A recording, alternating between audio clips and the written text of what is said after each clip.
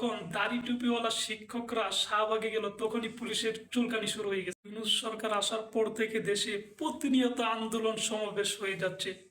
আপনাদেরকে যদি একটু পিছনে স্মরণ করিয়ে দিতে চাই যে আপনারা জানেন যে প্রথমত আপনার আনসার লীগ থেকে শুরু করে ছাত্রলীগ, গুন্ডা লীগ, কুত্তা লীগ এবং কি রিক্সাওয়ালা লীগ পর্যন্ত দেশে আন্দোলন হয়েছে।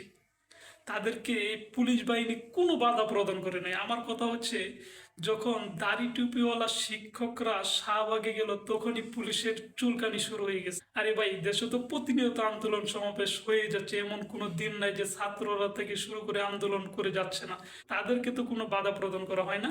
আজকে যখন যৌক্তিক আন্দোলন নিয়ে গেছে তখনই পুলিশের চুলকানি শুরু হয়ে গেছে।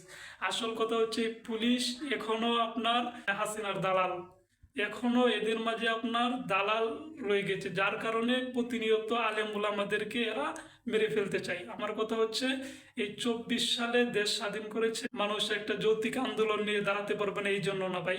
এই দেশ স্বাধীন করেছে মানুষের যা চাওয়া আছে বা দাবি আছে সব তুলে ধরবে।